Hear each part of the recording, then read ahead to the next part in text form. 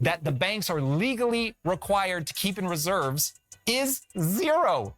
So what if you want to withdraw your money? If a few people do it, fine. Even though banks aren't required to keep any cash in reserves, most of them keep some just in case. Not much, because they make their money by lending it out. So if a lot of right. So do you see what I'm saying? They create money through the bank. The bank makes money by needing to create more money. It's astronomically crazy, bro. Like how insane. Like think about this. Everyone goes along with this.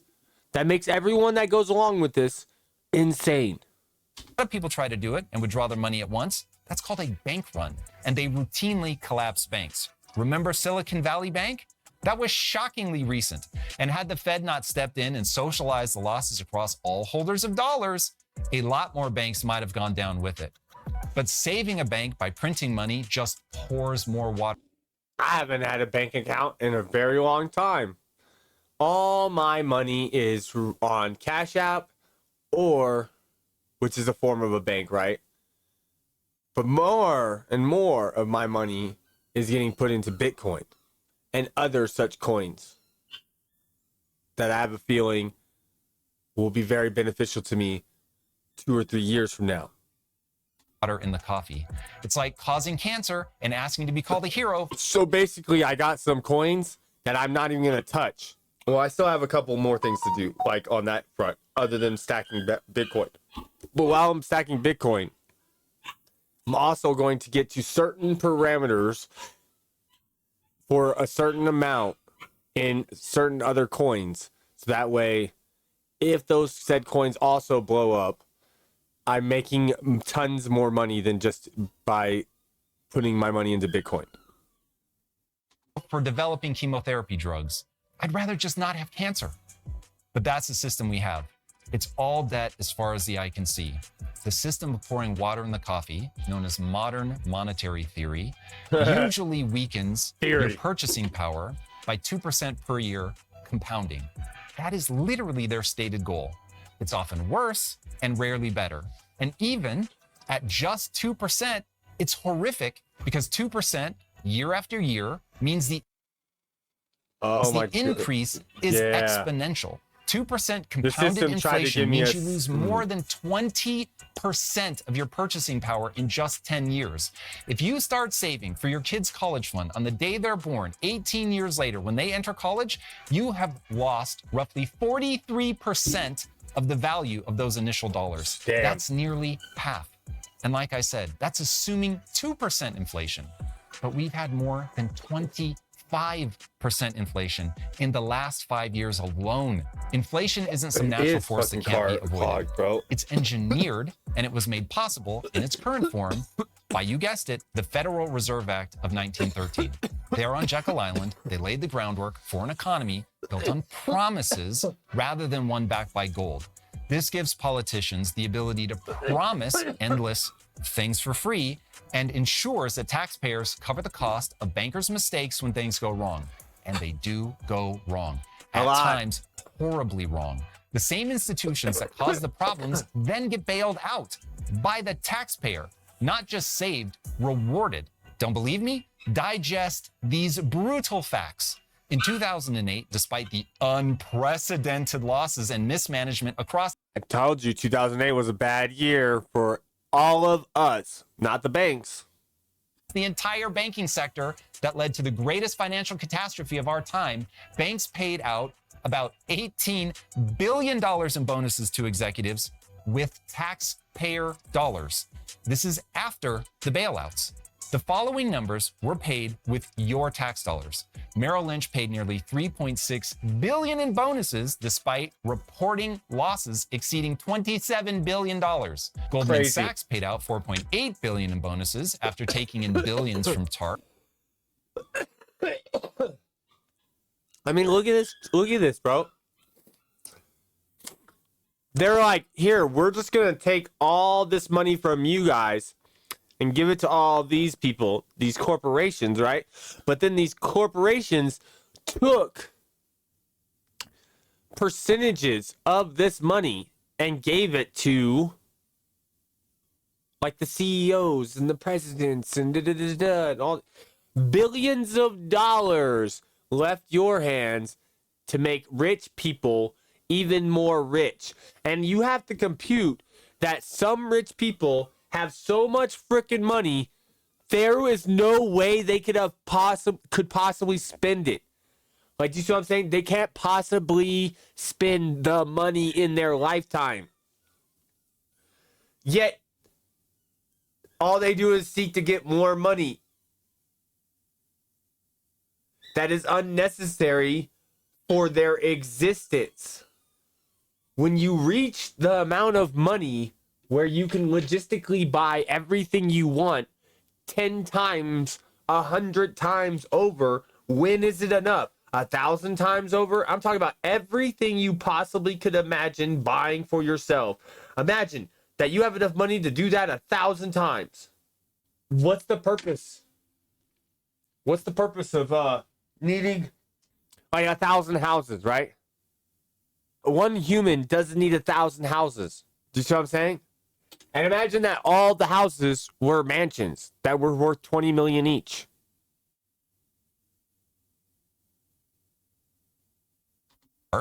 JP Morgan Chase accepted $25 billion in TARP funds and still paid out $8.7 billion in bonuses. Citigroup received $45 billion in taxpayer-funded bailouts and still handed out bonuses totaling $5.3 billion.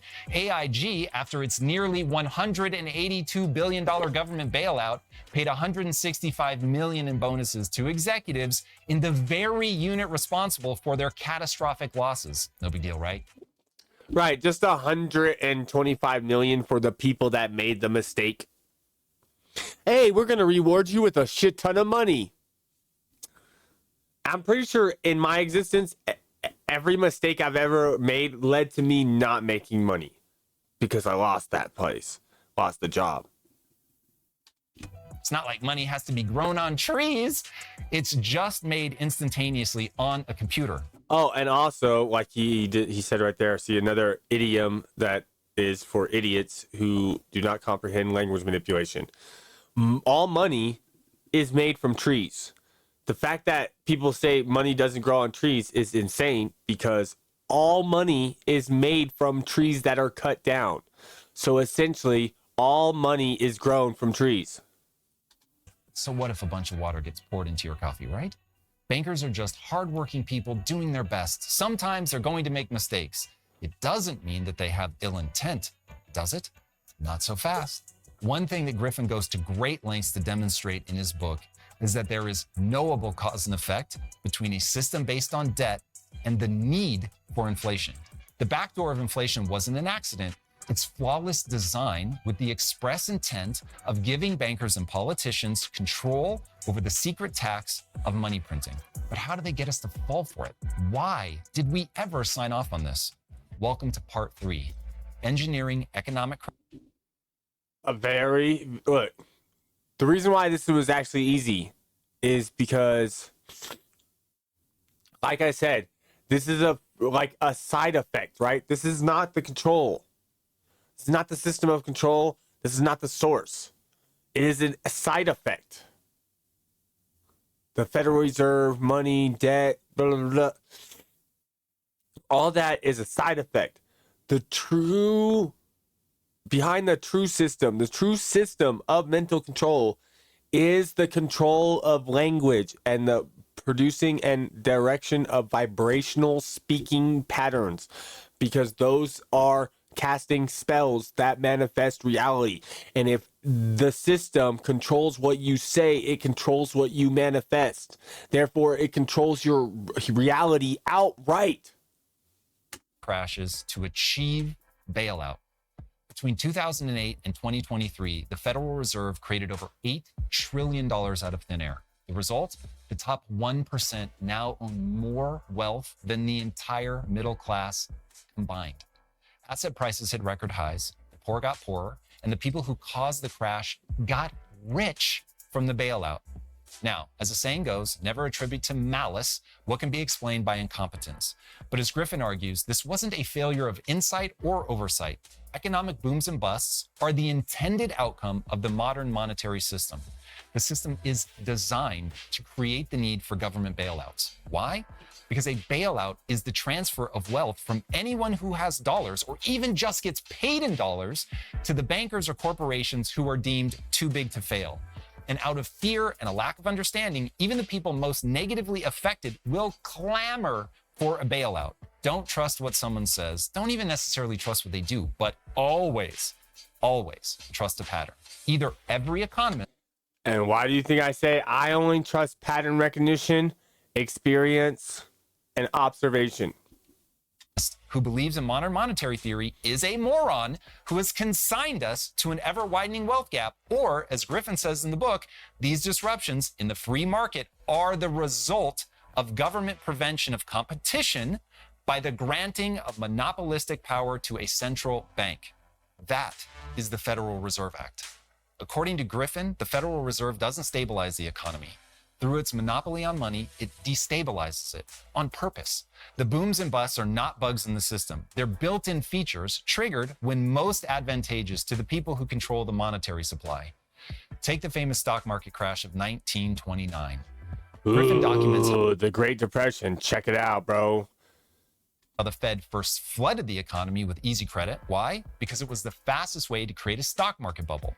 The more money available, the easier it was for speculation to explode. In the boom, margin debt soared. Ordinary Americans were lured into risky bets. Stock market prices became completely untethered from fundamentals. Then, without warning, the Fed reserve course, it tightened the money supply dramatically. Liquidity vanished and the market collapsed. The public was ruined. And the elites, sitting on cash, bought assets for pennies on the dollar. Griffin even goes further, claiming that there was a list. Friends of bankers, political allies, all warned in advance of the coming collapse. They exited the market right before the crash with extremely precise timing. Everyone else wiped out. It was not random. It was orchestrated. If you weren't on the list, you lost everything. Then came the Great Depression.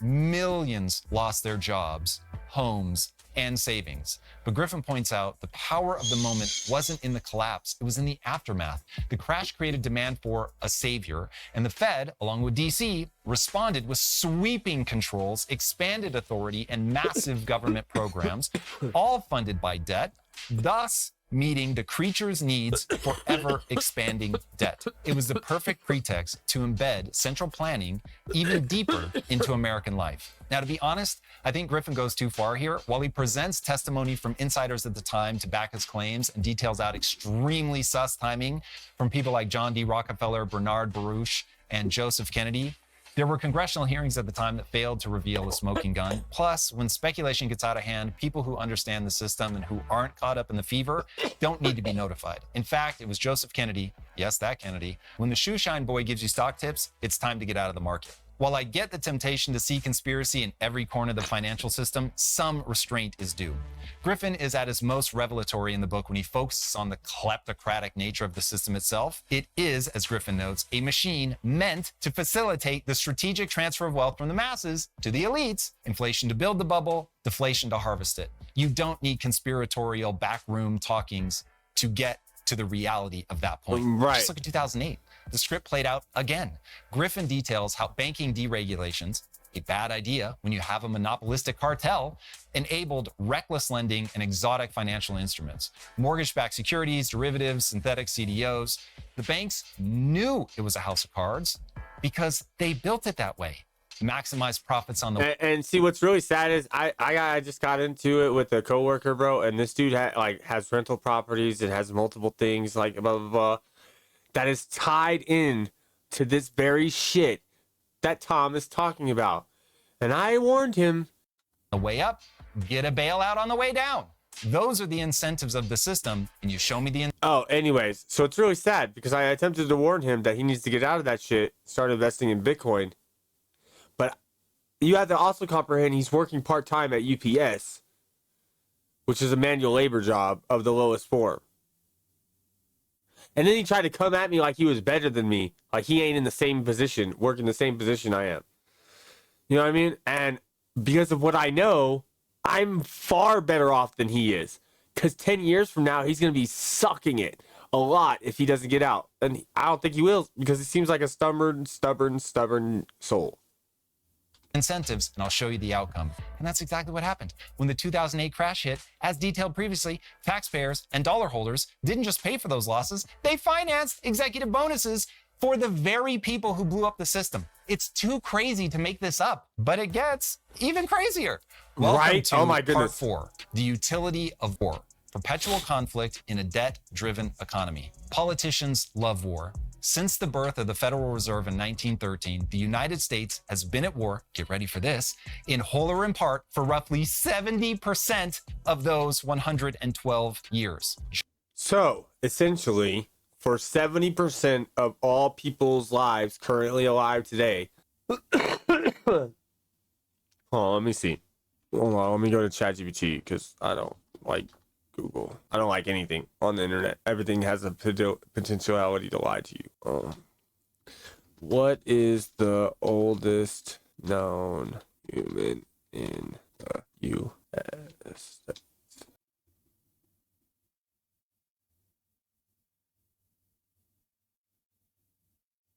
1999. As of today, June 11th, the oldest living in the United States is Naomi Whitehead, born September 26, 1910, and is currently 114 years old.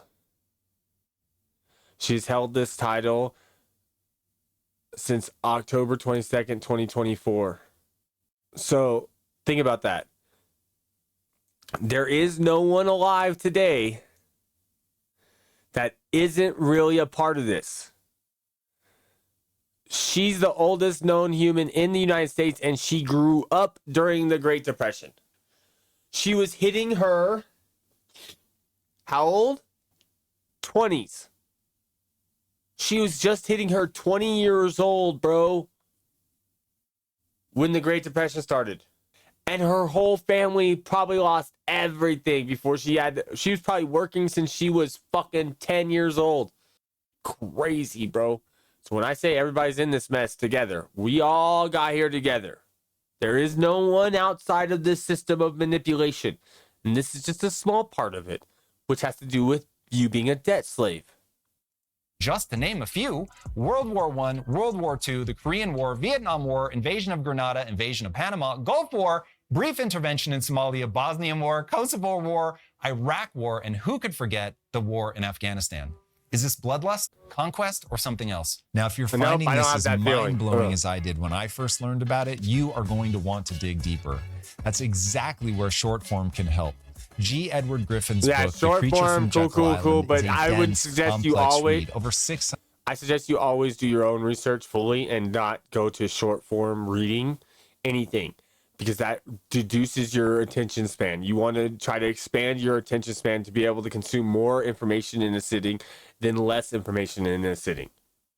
600 pages inform different books. Plus, it's like which summarize power. Click back into how this money printing magic trick works. Griffin argues that war is, was, and always will be an economic game made possible by debt and modern monetary theory, creating the ultimate vehicle for debt through inflation.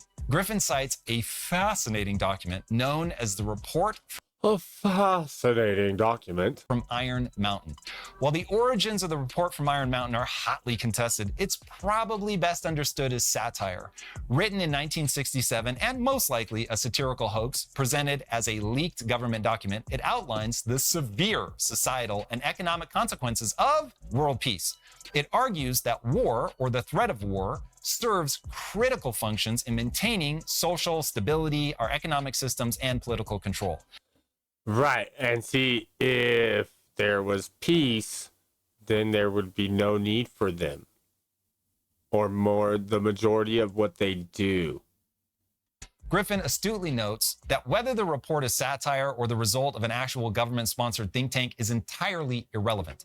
Comedy Completely. or not, the report accurately describes the world we're living in 6 decades later. So if this was meant to be funny, it makes The Simpsons' predictive power look weak by comparison. Here's what the report claims would happen if world peace broke out, and why war, or something like the threat of a climate catastrophe. And what I say about this, he has 4.5 million subscribers only in 2 days, has 7,700 likes. and only 156,000 views. So do you see the sure level you have to get to just to get certain numbers, bro?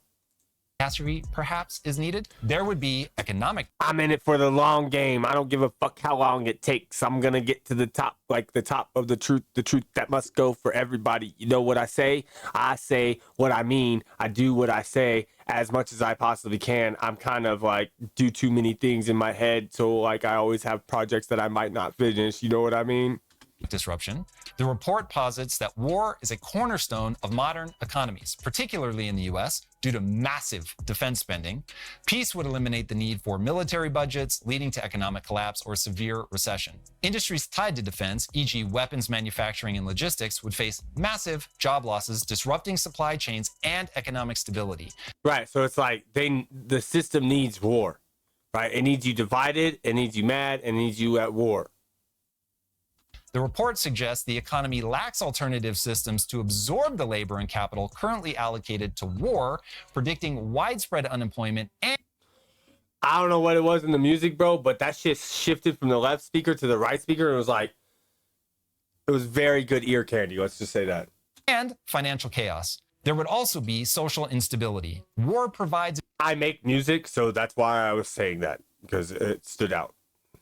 The unifying force, rallying societies around a common enemy. Hope that sounds familiar. Without it, the report claims social cohesion would erode. Remember Iraq? Common enemy. Go to war. Go get oil. Not really to go get mass weapons of destruction. Leading to increased internal conflict, class tensions, we can't have that, or civil unrest. It argues that war channels. Now, think about that. And then see, look, I'm going to throw out a plug out here. Osmond Gold is for the government throwing you in jail if you try to speak out or go against the government in any way. Aggressive impulses and provides a sense of purpose. Peace, on the other hand, would leave societies without this outlet. Albeit that I also comprehend that the way to changing the world is through peace and that no violence and only speaking is required to do what is necessary. So what's happening in LA is fucking crazy, and it's happening because that's a bunch of crazy people divided from other crazy people, because both sides are crazy, whether they're the cops or they're the people rioting. They're all brainwashed to be divided in a manner that forces that sort of interaction. Potentially increasing crime, rebellion, or psychological malaise. There's also an increased risk of political upheaval. Governments rely on the threat of war to justify authority, surveillance, and control. Peace would undermine this legitimacy, weakening political structures and potentially leading to power vacuums or revolutions. The report suggests that leaders would. We don't want revolutions. Like I said, do you see what I'm saying? He thinks saying a revolution is a good thing, right? And a revolution isn't. A revolution is to roll back. Do you see what I mean? That's what it means. It's to roll you back to something you were already in, you just forgot about. So you don't want to revolt. Like, that's why I say language manipulation is the main thing that everyone needs to figure out. Struggle to maintain control without an external enemy to focus public attention. There would be a loss of cultural and scientific drivers as well. War drives technological and scientific innovation, e.g. radar, nuclear energy, and the like. The report claims. But war isn't needed to fuel all those innovations. It fuels it, yes. But if we didn't have war, we would still want to live better existences. Claims peace would stall progress in these areas as the urgency of war-related research would vanish. It also argues that war shapes cultural narratives, art, and values, and without it, societies might face an identity crisis or cultural stagnation. If that's satire, the report is about as funny as 1984, which also has proven entirely too prophetic for my liking. So prophetic that, do you see what I'm saying? He said too prophetic for his liking. I'm telling you right now, 1984 is a book written explaining how language has been manipulated. Comprehend, I've read this book. I've watched the movie multiple times. I've watched the other movie, They Live, that's based off the 1984 movie, the 1984 book that was made and came out in 1984, and it's called They Live. So I know all about that book, and yet I still didn't figure out what that book was really talking about until I figured out language manipulation and how long it's actually been going on.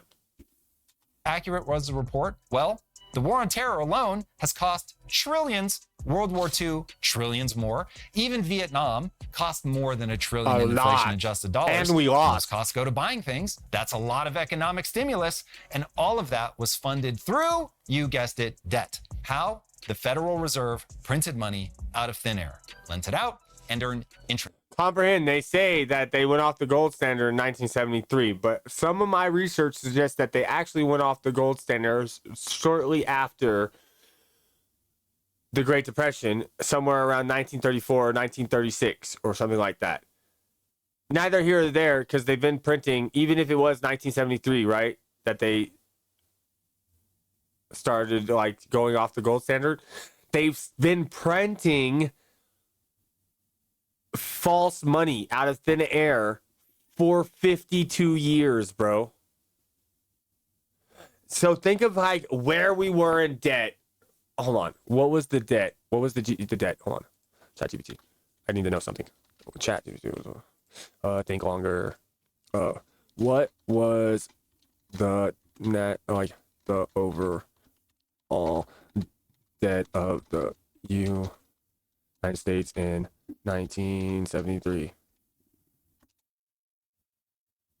Thinking, searching the web. At the end of fiscal year 1973, the total public debt outstanding in the United States was, look, think about this. The debt in 1973 was $458 billion, right? Less than $500 billion. And in 52 years, it has went to, what is the current?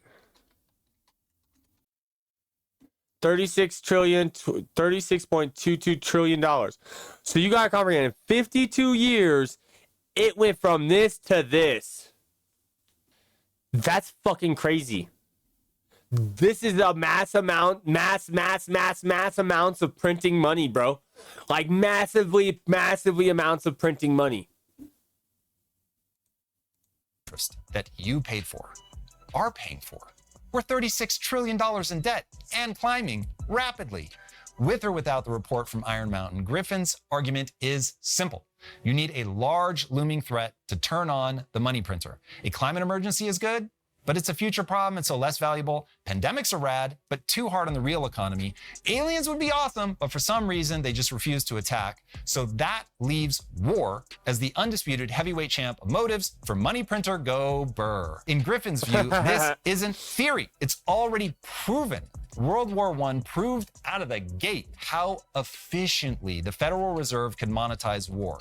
During World War I, the U.S. shifted from, like I said, hold on, he might explain. I don't know if he's going to explain what I said earlier, but we'll see. Being a debtor to a creditor on the international stage, largely due to loans extended to allied powers. However, domestically, the war still served the key function of justifying massive federal borrowing and the expansion of the money supply via the Federal Reserve. Here's how Griffin explains it. The war allowed the newly formed Fed to prove its usefulness, not by stabilizing the economy, but by enabling large-scale government borrowing. Patriotism was leveraged to inspire people not only to accept, but to get excited as war bonds and Liberty loans were issued in unprecedented quantities. And these bonds were purchased not just with savings, but with money created by the Fed and commercial banks. This created inflation and shifted real wealth from the public to financial institutions, especially as wartime price controls, taxes, and bond campaigns absorbed the cost through citizen sacrifice while banks made guaranteed returns. It's fucking crazy. Everybody loses but the bank.